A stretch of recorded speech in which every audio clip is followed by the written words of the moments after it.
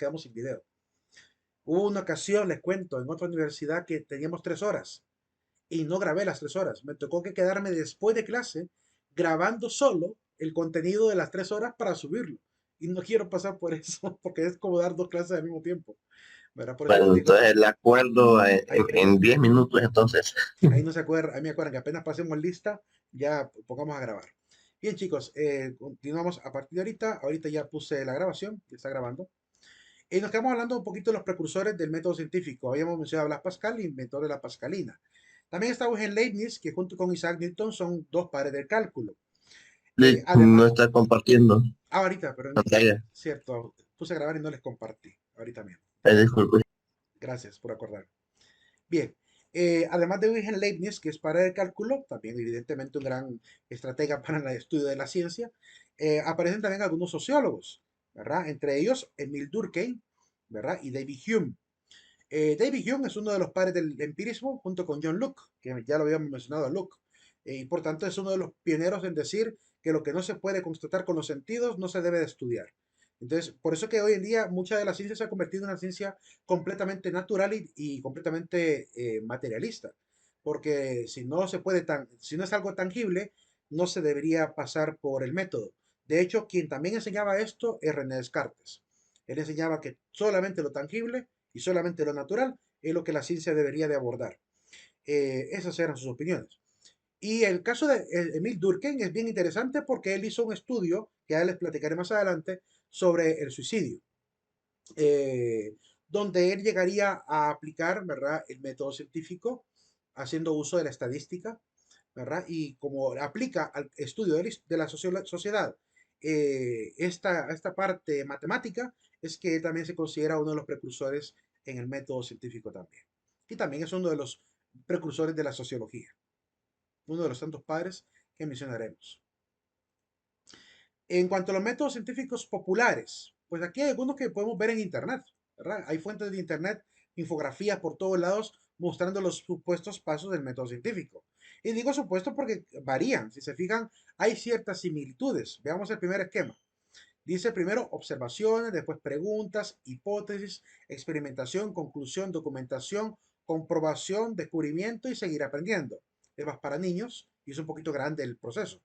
En el otro dice la pregunta, problema, la observación, hipótesis, experimento, análisis y conclusiones de la fuente Lifeder. Y la tercera de Siberia dice observación, hipótesis, experimentación, teoría y ley, que son las que nos enseñan comúnmente en ciencias naturales. Entonces, ahí hay como que no nos ponemos de acuerdo, pero hay similitudes. Notamos ciertos pasos que se van repitiendo en cada uno de ellos, ¿verdad? Y algunas novedades que también podemos constatar, como por ejemplo esto de descubrimientos, documentación, comprobación, que se agrega en el caso la primera infografía. Hoy en día, pues el método científico es un poquito más arduo, evidentemente más grande la cantidad de pasos que pueden haber. Se enumeran al menos los siguientes. Primero, las nuevas observaciones que son las que arrojan en la necesidad de investigar y de plantear problemas. Se plantea el problema, se establece la hipótesis, se hace una predicción con la hipótesis, a veces incluso de tipo estadística. Se hace obviamente el plantear la herramienta, el test, ¿verdad? En este caso pueden ser diferentes tipos de métodos de investigación. Cuando lleven la clase de métodos, ahí van a ver todos los tipos que hay. Las evidencias, las nuevas teorías, ¿verdad? Donde se establecen a veces los principios que darán origen después a las leyes y después buscar cómo este contenido se puede aplicar prácticamente. Es uno por lo menos de los esquemas que se pueden constatar hoy en día en la mayoría de paradigmas de la investigación que tienen las distintas universidades, por lo menos. Sin embargo, en cuanto a las etapas de la metodología científica, también hay algo que mencionar. Hay que decir que cualquier intento de estudiar científicamente algo implica presentar el contenido, ¿verdad? Este contenido tiene que ser validado por la comunidad de científicos. Una vez aceptado, ¿verdad? Quizá se pase a la difusión. En la presentación lo que hacemos es plantear el problema y argumentar a favor del problema, a favor de la posible solución al problema. En la validación, obviamente hacemos uso de la lógica, de la intuición y de la creatividad. Para poder validar, tenemos que obviamente contrastar las hipótesis con los datos que vamos a ir recabando. Hacemos uso también del sentido común para el momento de hacer el análisis. Y en el momento de aceptación, pues primero debe pasar sí o sí por la comunidad científica, Nunca nos vayamos a atrever en nuestros campos de especialización de difundir una teoría con la gente del mundo entero, ¿verdad? Primero compartámoslo con los demás expertos. Es prudente hacer esto. Para evitar también que terminemos ridiculizados por habernos adelantado. Y después, obviamente, ya si la comunidad científica lo acepta y se hacen pruebas y todo y aplicaciones, pues pasará a ser parte del conocimiento de la sociedad en conjunto. Tipos de conocimiento. Tenemos que mencionar los tipos de conocimiento. En filosofía mirábamos algunos, ¿verdad? De los tipos de conocimiento. Miramos también los sistemas de adquisición, o así, por así decirlo, escuelas para adquisición de conocimiento. El conocimiento, pues evidentemente puede haber un conocimiento precientífico antes de que probemos la experiencia de la investigación misma, que a veces parte del sentido común, adquirido con la experiencia y los sentidos. Tenemos un conocimiento después de haber aplicado el método científico, que es el que llamamos conocimiento científico. Y hay conocimientos también que no pasan por el método científico, pero que a veces se consideran una verdad. Nos referimos al conocimiento de la metafísica. Cuando hablamos, por ejemplo, de lo abstracto, de lo trascendental, como cuando hablamos del espíritu humano, del alma humana, cuando hablamos de Dios o de los ángeles, ¿verdad? Ese conocimiento también en algunas esferas de la sociedad se considera completamente válido, e incluso creído por muchos, ¿verdad? Como una verdad revelada. Entonces, hay tres tipos de conocimiento, ¿verdad? El que cuando no aplicamos el método, cuando lo aplicamos y aquel que no depende ni de sentido común, sino que nos es regalado por revelación de una entidad superior, en este caso Dios, que es el que puede revelar ese conocimiento metafísico. Posturas ante el conocimiento. Está el dogmatismo, que ya lo habíamos visto en filosofía, si lo recuerdan, esto es un pequeño recordatorio apenas, que es la escuela que afirmaba que hay conocimiento que es perfecto y total, que de alguna manera no se pone en duda que existe un conocimiento superior, pero que de alguna manera claramente estamos limitados por poder obtenerlo. En el caso de las religiones, pues consideran que solamente Dios tiene ese nivel de conocimiento. Eh, pero el ser humano claramente puede acercarse mediante pequeñas enseñanzas o dogmas a esta universalidad del saber. Está la escuela escéptica que cree que no hay nada dogmático, que todo se debe poner en duda, que debe haber obviamente prueba, que debe haber, ¿cómo se llama? Algo, evidencia que me permita constatar lo que yo afirmo, por lo cual duda de todo, ¿verdad? Cree que el conocimiento incluso no se puede adquirir de manera perfecta. Estamos demasiado limitados y todo es pura apariencia. Los subjetivos, el conocimiento subjetivo, que es aquel que afirma que hay algunas verdades, pero no son absolutas. Esos dependerán de la individualidad, que tiene su propia percepción, su propia vida o circunstancia de vida y su propia experiencia individual y sensorial. Entonces, hay opiniones subjetivas también que son parte del conocimiento. Hasta que no se confrontan las diferentes opiniones subjetivas, no se alcanza el conocimiento, ¿verdad? Ya objetivo, que llamaremos también. Por tanto, es necesario hacer este tipo de relaciones. El relativismo es poner a relacionar las diferentes posturas subjetivas. También es la actitud relativista pensar que todas las opiniones subjetivas son válidas, ¿verdad? Eso, desde el punto de vista de la lógica, no es considerado una cuestión verdadera. Creemos que el relativismo se equivoca en ese sentido. Es decir, no podemos caer ni en el escepticismo radical ni en el relativismo radical. Es decir, tiene que haber una verdad, sea como sea, ¿verdad? Que la podamos constatar aunque sea poco a poco, pero tiene que haber un horizonte verdadero. Y es el deber de la ciencia intentar indagar esto, ¿verdad? Cuando yo digo que todas las opiniones son válidas, y si son contradictorias, ¿cómo van a ser válidas? Si se rompe prácticamente con los principios de la lógica inicial, como el principio que dice que no es posible que algo sea y no sea a la vez. Entonces, eso ya lo habíamos analizado un poquito en filosofía. Y el pragmatismo, que es aquella escuela del pensamiento que anda buscando conocimiento realmente útil y verdadero, ¿verdad? Y por tanto hace uso de toda la técnica que se pueda, ¿verdad? De toda la teoría que se pueda, hasta encontrar el conocimiento verdadero. Y por tanto desecha todo aquello que sea de relleno, le llaman ellos, ¿verdad? Todo lo que sea inútil, ¿verdad? Que obviamente no sea relevante. En la actitud también criticista es una postura interesante, donde también se pide pruebas, pero a diferencia del escepticismo, no pone en duda que podamos llegar a la verdad. Al contrario, propone las pruebas para alcanzar con prueba, es decir, con fundamento, lo que yo estoy afirmando como verdadero. Acepta que hay verdades, pero necesitan comprobación, ¿verdad? No basta solamente adquirir conocimiento mediante la facultad de la percepción y el intelecto. Es necesario llegar al conocimiento objetivo que obviamente se constata con las pruebas. Esas son las posturas que podemos mencionar, algunas de ellas vistas en filosofía. Respecto al objetivo del conocimiento científico, estamos todavía dando introducción a la ciencia, evidentemente. Ya vamos a llegar a la parte de historia de la sociología, donde nos vamos a entretener bastante. Es importante ver que uno de los primeros grandes objetivos es que sirva. Es decir, primero incrementar el conocimiento, después que sea útil para la humanidad, es decir, que pueda aumentar nuestro bienestar. Si bien es cierto, queremos ser sabios, queremos alcanzar ese conocimiento, dicen que el conocimiento es poder y por eso queremos tener conocimiento, ¿verdad? Si yo manejo un arte, manejo un oficio, manejo una técnica, ¿verdad? Eso me da oportunidades para sobrevivir, subsistir y hasta para enriquecerme. Pero hay quienes también piensan en el otro, es decir, no solamente en lo que a mí me va a beneficiar, sino a lo que los demás, al mundo entero o a la sociedad le puede beneficiar. De hecho, los más grandes científicos siempre tuvieron una actitud universal al momento de abarcar la ciencia, que querían que la ciencia fuera siempre para ayudar a la humanidad. Ojalá que no perdamos, los dos horizontes son buenos, ¿verdad? Como dice aquí, uno tiene un objetivo interior, es decir, lo que yo pueda ir cosechando en mí mismo, y el otro es extrínseco, afuera de mi ser. Entonces, no podemos perder de punto de vista, por lo menos que ambas cosas son importantes, ¿verdad? Pero para el efecto de la sociedad, claramente el extrínseco es en el que debemos poner mucho énfasis. Emplearlo para fines útiles, el conocimiento, como lo estamos haciendo hoy en día, ¿verdad? O lo están haciendo hoy en día con tanta tecnología, ¿verdad? ¿A dónde vamos a llegar con ello? No lo sabemos.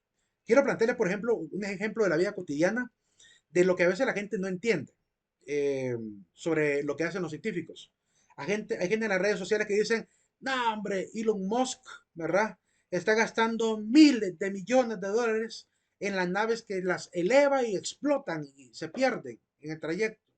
¿Verdad? Que en vez de con ese dinero podría haber paliado el hambre de África o el hambre de cualquier lugar o haber fundado escuelas, hospitales. Ok, es entendible que la gente piense en el aquí y el ahora, en el momento. Pero hombres como Elon Musk tienen algo muy claro. ¿Qué se puede lograr si él logra enviar naves espaciales afuera eh, que funcionen, que sean eficaces y exactas? ¿Qué puede lograr? Pues fácilmente enviar seres humanos a lugares donde podría haber abundancia de metales, de oro, de materiales que nos pueden facilitar y hacer más baratos los productos en la Tierra. Pero la gente a veces no ve con esa óptica lo que la ciencia va logrando. No somos demasiado inmediatistas y nos cuesta pensar en el mañana. Hombres como Elon Musk no piensan que él se va a volver rico ya, ¿verdad? Él quisiera que fuera ya, que le sirviera obviamente esos viajes para obtener y comprar y conseguir tierras en otros lugares, conquistar otros planetas y sacar materiales de ahí, ¿verdad? Para que en vez de que contaminemos el nuestro sea más bien un parque de diversiones comparado a los planetas que podemos utilizar y que ya están muertos y tienen muchos materiales que pueden servir para la vida cotidiana. Así evitar malgastar los recursos. A larga, a la larga, este avance tecnológico podría traer muchísimo bien a la Tierra.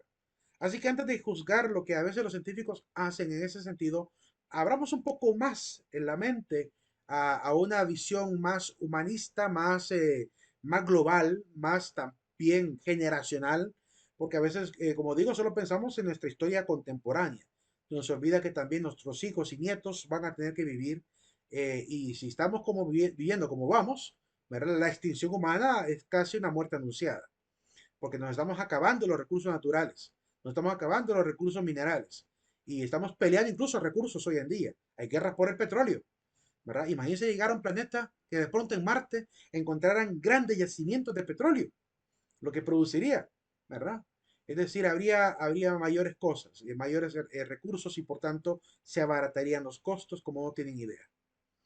Hay incluso sospechas de que hay algunos planetas completamente rellenos de oro que abunda. Imagínense lo importante que es ese material para la tecnología, ¿verdad? Todas las tarjetas, chips y todo lo que ocupamos, ¿verdad? La memoria RAM, el procesador, tiene filamentos de oro, tiene plaquitas de oro y se está acabando, pues. Se está quedando botado, algunos lo han enterrado en la tierra, se ha quedado perdido, ¿verdad? Hemos ido perdiendo y malgastando a veces el oro. Entonces, imagínense encontrar un planeta que tenga todos esos recursos. Esa es la parte que tenemos que tener clara. La ciencia va a seguir avanzando, ¿verdad? Y si no somos personas de ciencia, al menos dejemos que los científicos trabajen, que hagan lo que por vocación han sentido que es su deber, ¿verdad? Y ya veremos más adelante los avances. Imagínense lo que se ha logrado con pocos científicos, diría yo, lo que se ha logrado en apenas 40 años de evolución tecnológica. Sí que es que ni siquiera 40 años. En el año 2000, pero en el año 98, ¿verdad? Hace 25 años, 24 años, hace 24 años, aquí no había celulares en Santa Rosa de Copán. No había celulares. Lo que había era telefonía alámbrica.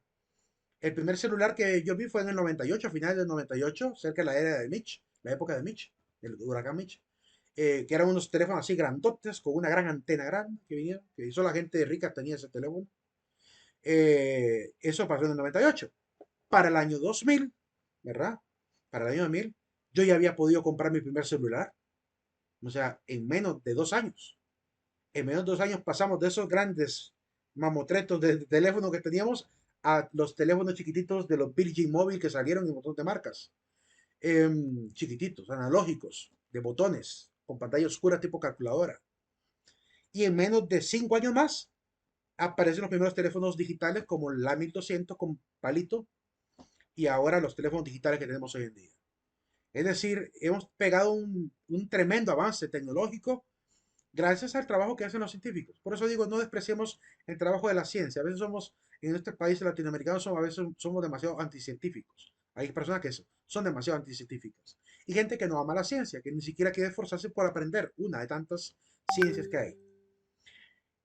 Hablemos un poquito del origen y desarrollo de la sociología, ya que terminamos esta introducción a la parte científica, pues hablemos un poquito de esta parte también de carácter histórico. ¿Alguna pregunta hasta ahora?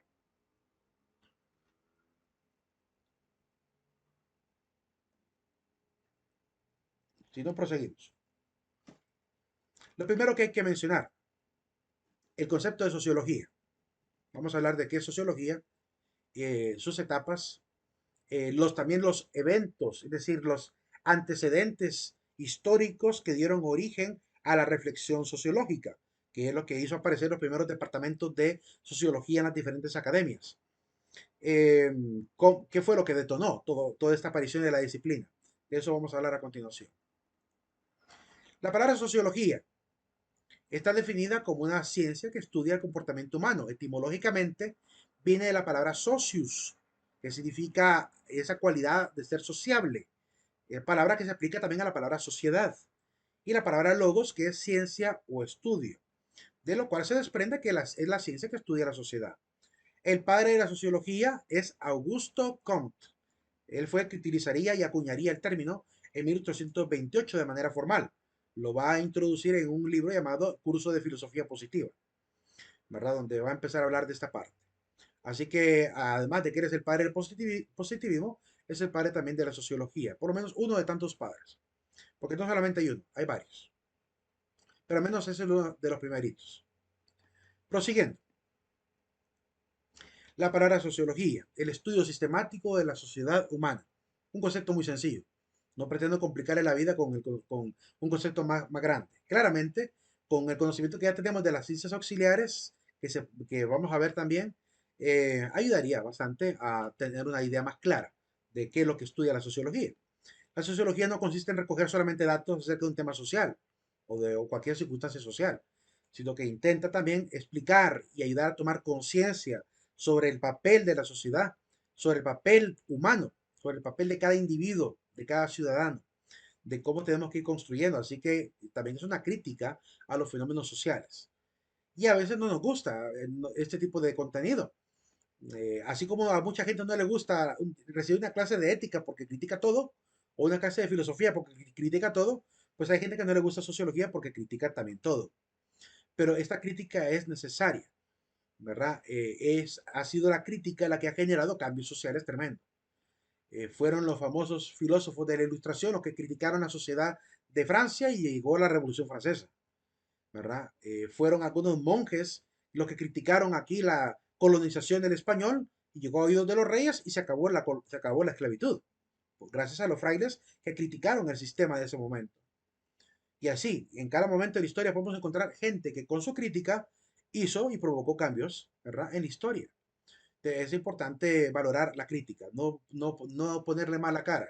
Es necesario, a veces, como decía Papa Francisco en el documental que le hicieron, bancarse la propia historia, es decir, aceptar la historia que nos tocó y la sociedad que nos tocó. Que yo pertenezco a tal partido y no me gusta que hablen de mi partido, lo siento, ¿verdad? Tenemos que aprender a romper con esas susceptibilidades si queremos ser objetivos. Que si mi partido, por muy ideal que yo lo tenga, ¿verdad? Está fallando en algo y me lo critica un sociólogo, tenemos que aprender a aceptar la crítica. Si el sociólogo, como alguien que ve imparcialmente lo que la sociedad está haciendo en su política, da una opinión, tenemos que aprender a bancarnos esa crítica, esa opinión e intentar dirigir también el actuar. Si alguien nos critica, o sea, sea crítico político, sea sociólogo, filósofo, que critique el sistema que estamos viviendo, el sistema económico, es que critican mi capitalismo, pero es que si mi capitalismo se ha vuelto un capitalismo salvaje, ¿verdad? La crítica que debe existir seguramente será muy justa, dadas las circunstancias penosas que provoca un capitalismo de tal manera. Por lo cual, estemos viviendo donde estemos viviendo, si nos tocó vivir en la clase alta, media, baja, si somos parte de una élite política o no, el papel de la sociología no se va a detener solamente porque a un sector o a una élite le estorbe la crítica que va a realizar. Y es importante tener esa objetividad. Eh, si no nos dormimos, ¿verdad? En una red de corrupción, nos dormimos en una red de mal uso de la economía, nos rendimos a ideologías que terminan más bien tergiversando la paz de la sociedad misma, desarmonizándola, dividiéndola, y terminamos prácticamente de enemigos, ¿verdad? Se pierde la hermandad, la solidaridad y todos los valores que forjan a la sociedad. Qué triste vivir en grandes ciudades. A mí, la primera vez que mi esposo me planteó irme del país, yo lo primero que pienso es que no me gusta la vida en otros países. No importa que sea un país desarrollado, pero no me gusta estar en un barrio o en un vecindario, como se ve en las redes sociales o se ven en los mismos documentales, de gente apática, donde el vecino de al lado no conoce al vecino de al lado.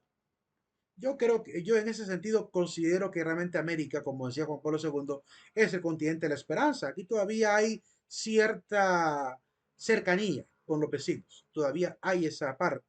No debemos perder esa parte de la hermandad ciudadana, porque eso es lo que ayuda a forjar pueblos. Pero en otros países prácticamente todo va a depender del gobierno porque los señores de las comunidades no se quieren organizar para poder hacer cosas en común, ¿verdad? No que esperan que todo les venga del gobierno. Y eso es una situación muy fea. Estar tan dependientes de la centralización del poder socialmente nunca ha funcionado tan bien. Por lo cual es importante, ¿verdad? Esta idea de los consejos comunitarios, de las alcaldías, de la gobernación, de todo esto que ayuda a mantener organizada la sociedad, es importante darle vida, mantenerlo. Pero con unos tipos de sociedades donde se ha muerto prácticamente la capacidad social del hombre, está desapareciendo esa capacidad social.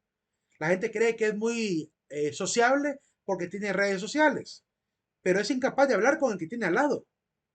Es decir, qué bonito es ver mi Facebook o mi Instagram con 5.000, 10.000 seguidores, pero en mi comunidad nadie me pasa, ¿verdad? Le caigo mal a todos, ¿sí?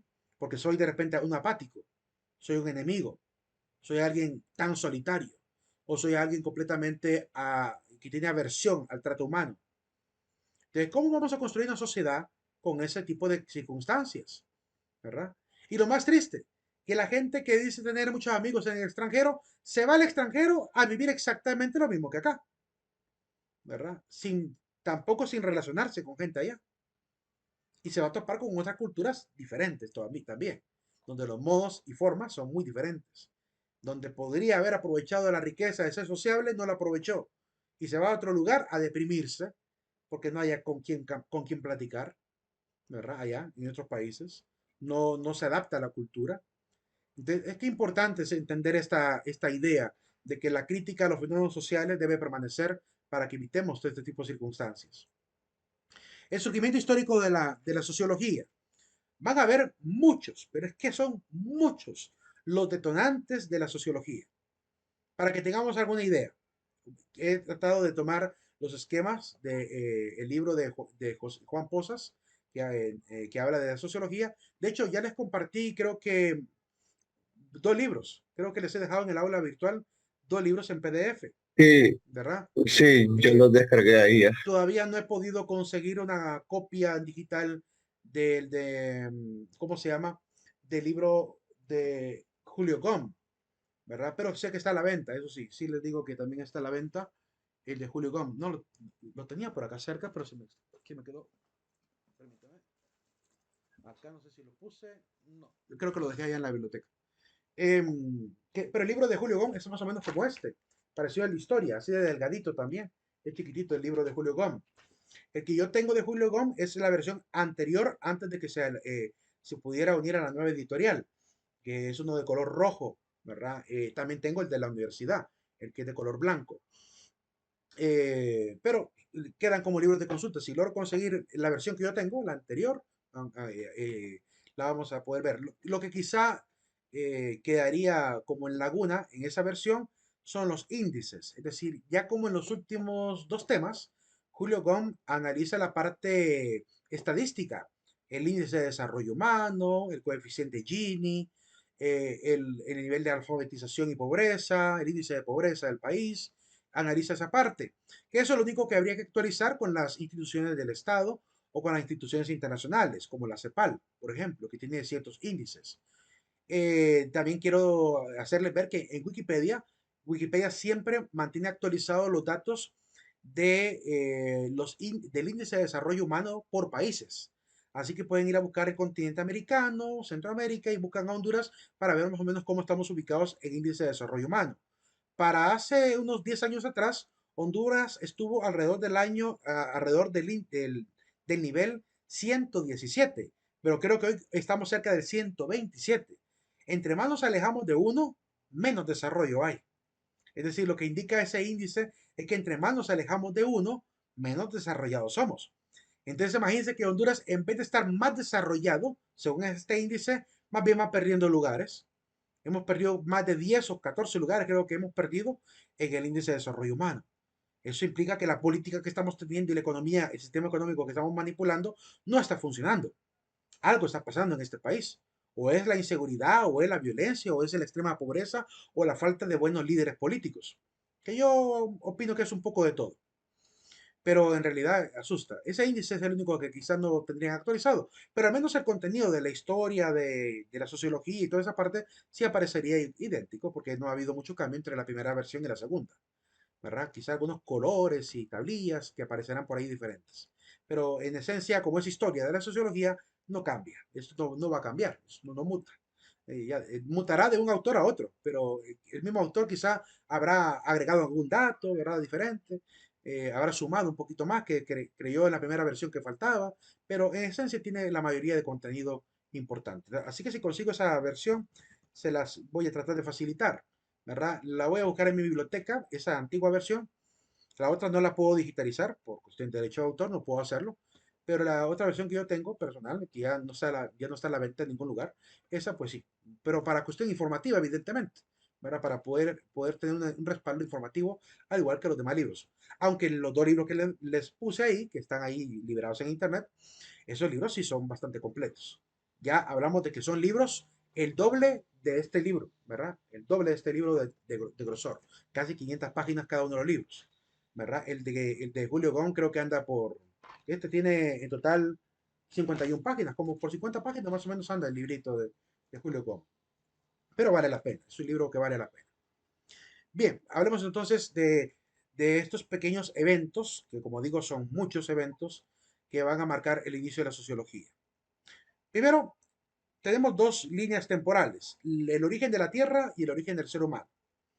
Hace 5 billones de años se dice que apareció la Tierra, ¿verdad? 4.5, 4.8 dicen otras fuentes.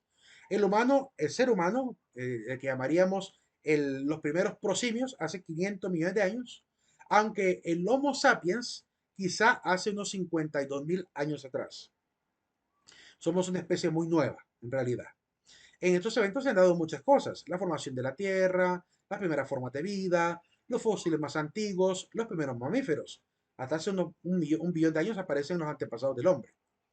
En la edad de los dinosaurios, la primera etapa de entre 5 a 3 billones, y después aparecen los primates hace unos 100 millones de años, los primeros homínidos, los que van a generar la cadena de evolución del ser humano.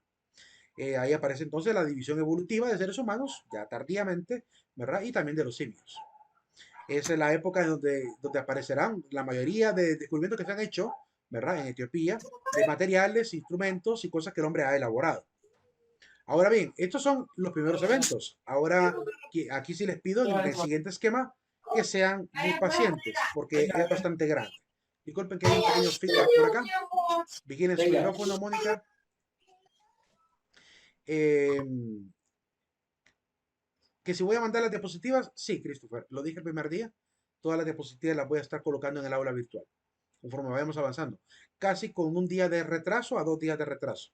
Digamos, lo que miramos hoy, lo pondré quizás mañana o pasado, ¿verdad? Pero no más de 2 días. Dale. Mónica, tu micrófono lo estás activando a cada rato. Vigílalo, por favor. Perdón, disculpe. Ok, bien. Ahora bien, en el siguiente esquema, hay dos slides que van a estar un poquito, no quiero marearlos, pero hay que verlo. El siguiente esquema que quiero mostrarles. Ahí aparecen los humanos cazadores y recolectores. Según Karl Marx, solamente han habido tres etapas: la época de la recolección, la época de las primeras comunidades y reinos, y por último la época de las comunidades modernas e industriales. Esa es la visión que diríamos materialista, división materialista de la historia. Eh, Solo son tres etapas. De hecho, la etapa del salvajismo y la barbarie que están dentro de la comunidad primitiva, la etapa del esclavismo y el feudalismo, que es la segunda etapa de la civilización, y la última etapa que sería la del capitalismo y socialismo, ¿verdad? Que estamos todavía en esa lucha de ver cuál se queda en pie, ¿verdad? Porque algunos atienden al capitalismo, otros al socialismo.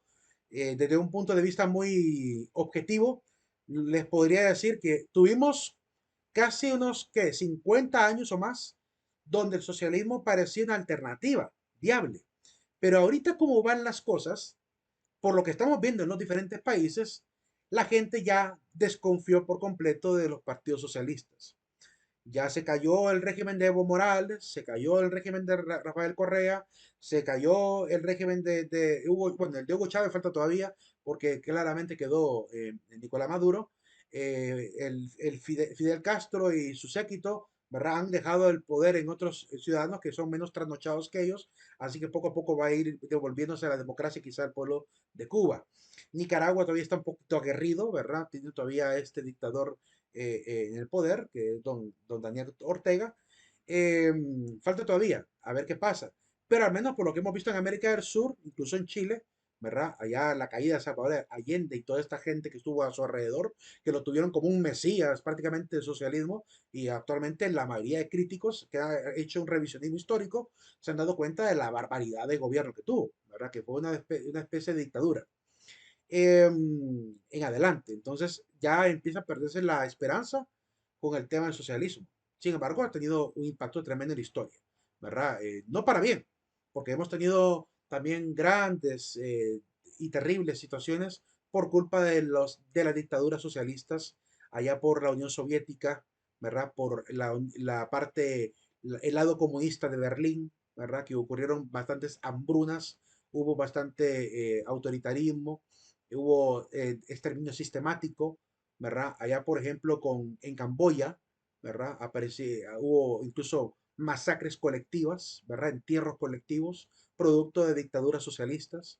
Entonces, hemos tenido cambios históricos bien tremendos. Veamos un poquito este pequeño esquema. Primero, la edad moderna. Comienza con estas tres etapas señaladas: la colonización de América, la colonización del oeste de Europa y la colonización de África por Europa. En el trayecto de este contexto internacional, ¿verdad? Que es básicamente con una población mundial de alrededor de 1 billón apenas. Hoy estamos cerca de los 7 billones. Andamos más o menos por ahí. Aún así, han habido eventos bien interesantes. Veamos cuáles son. Años marcados, cada 25 años aproximadamente, ¿verdad? Están marcadas aquí la línea temporal. La primera etapa importante que hay que resaltar es la ilustración. La ilustración es una de las etapas que van a detonar el pensamiento social, porque obviamente los ilustres van a estar en una época en la cual van a proponer el humanismo. Y este humanismo es en reacción a un teocentrismo que venía dándose en la Edad Media. Van a proponer la autonomía del pensar, van a proponer la actitud secular, una actitud laica, ¿verdad? Y eso va transformando a las sociedades. De una sociedad que venía de la mano la iglesia con el Estado a una sociedad divorciada entre la iglesia y el Estado. Después aparecerán algunas obras importantes como la obra aunque incluso fueron perseguidas y censuradas por la iglesia, que es la del contrato social de Jean-Jacques Rousseau. En un momento esa obra entró al listado, al index, un listado donde se declaraban estas obras prácticamente no aptas para católicos, para gente cristiana, porque obviamente algunas de las cosas que decía van en contra de los valores prácticamente del cristianismo. Pero también hay que ver que en aquel momento los hombres de su época, de esta época, intentaban quizá tapar algo, ¿verdad? El hecho de que esta obra, la gente que la ha leído se da cuenta que ayuda a desenmascarar cómo es que surge el poder y cómo es que la clase alta se ha mantenido por mucho tiempo heredándose el poder mutuamente. Lo mismo pasó con la obra del Príncipe de Maquiavelo, ¿verdad? Que ambas obras desenmascaran esta situación.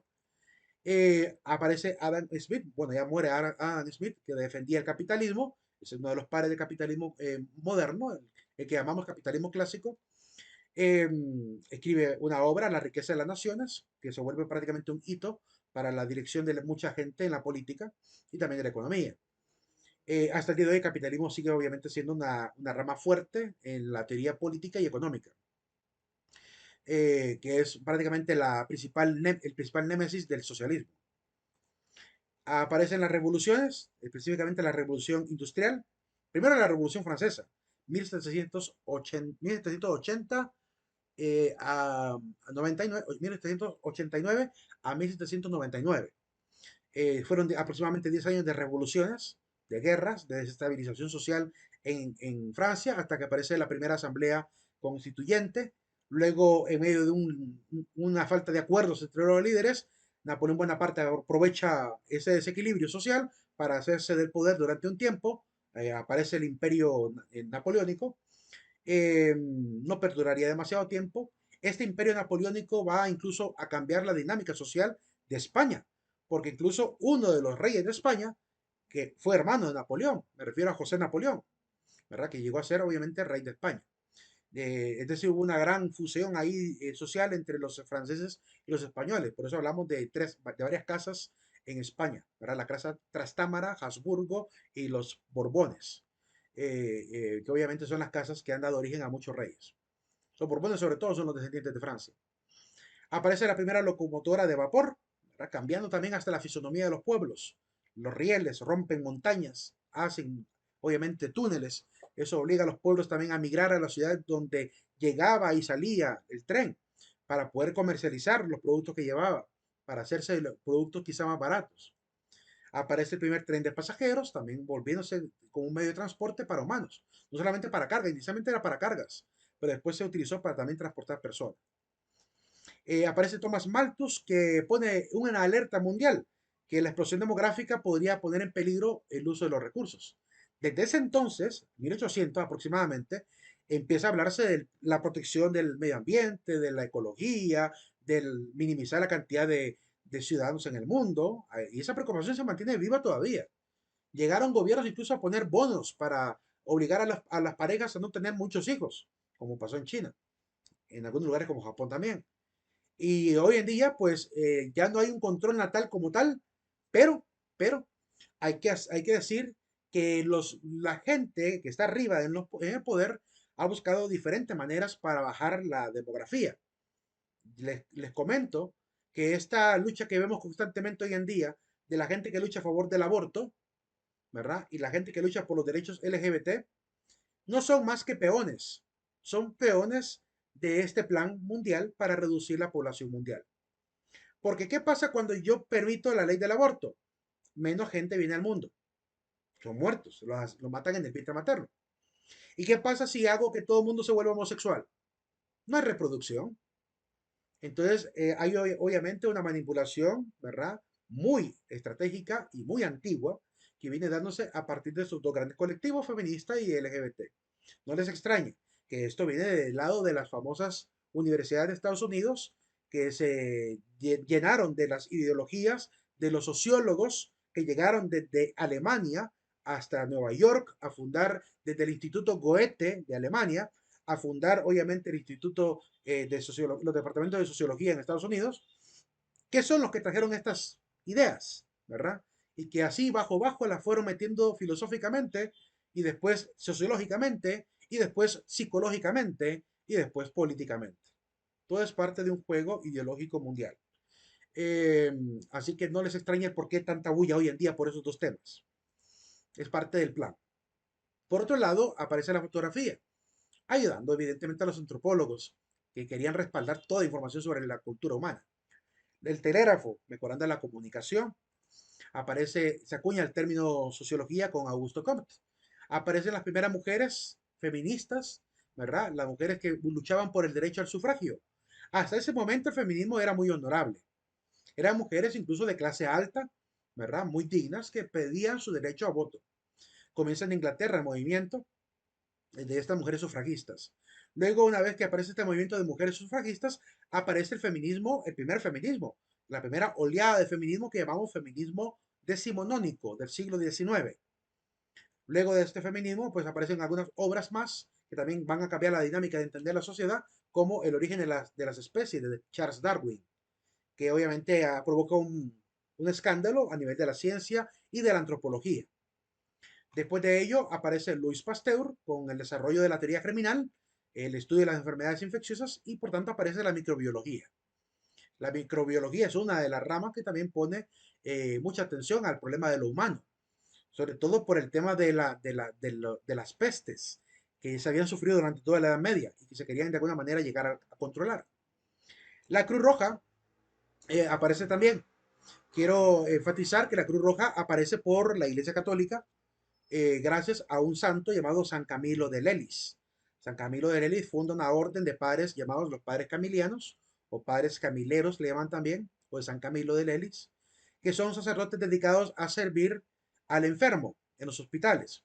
Y su hábito está caracterizado por una cruz roja en el pecho. De ahí entonces ellos son los que incentivaron también a los laicos a que participaran en este auxilio a la gente necesitada en enfermedades. De ahí nace la Cruz Roja, de ese movimiento católico en Europa. Aparece el teléfono, ¿verdad? En 1875 aproximadamente, un poquito antes, pero y después aparece, entre todo ese tiempo en que se dan todos estos cambios sociales, está el movimiento de la industrialización, ¿verdad? Después de ello aparece Karl Marx, que al ver lo que la industrialización provoca, empieza a hacer crítica sobre el exceso de la industrialización, sobre el maltrato del trabajador y empieza a abogar por los derechos del obrero. La primera intención fue escribir un manifiesto a favor de la clase obrera junto con Engels, con Friedrich Engels, que se llamó el Manifiesto Comunista. Además, van a fundar la Asociación Internacional de Trabajadores y además van a querer participar políticamente, es decir, fundar un partido obrero para poder hacer que los obreros se conviertan en la nueva élite. Ah, se criticó muy duramente a los filósofos que estaban afanados por el progreso científico como Augusto Comte. De hecho, hizo una fuerte, Engels específicamente, hizo una fuerte crítica a Augusto Comte. Más adelante vamos a ver qué fue lo que le criticó. Al final muere Karl Marx, ¿verdad? A finales de 1800. Aparece la bombilla, cambiando incluso la dinámica de los pueblos. A partir de la bombilla, los pueblos dejaron de dormir. Aparece la electricidad y dejaron de dormir, porque había luz en la noche también. Antes dependían de candiles, y por ahorrar el combustible no malgastaban y se iban a dormir a la cama a las 7 de la noche, todo el mundo durmiendo. Pero hoy no, ¿verdad? A partir de la bombilla, la gente, las grandes ciudades se convirtieron en ciudades también de mucha explotación, porque también el trabajador ya no tenía excusa para irse a dormir, ¿verdad? Lo podían trabajar en altas horas de la noche. Alargaban las horas de trabajo hasta 12, hasta 15 horas de trabajo. Y eso obviamente va a traer la crítica a este tipo de sistema agobiante. Ahí nos vamos a quedar por hoy, ¿verdad? Nos vemos el próximo día lunes. Vamos a colocar la asistencia final, ¿verdad? Vamos a poner aquí en pantalla cuál es la contraseña de salida. Vamos a extender aquí la sesión. La contraseña para salir de 6:50 a 6:55 es la palabra ciencia. Nos vemos. Pase una excelente noche. buen fin de semana y feliz fiesta patria.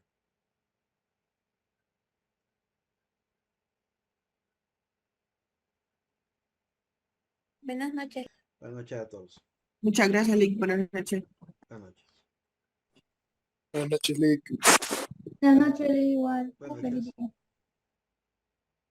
Buenas noches, Lick. Buenas noches, Lick. Feliz noche. Buenas noches, licenciado. Buenas noches.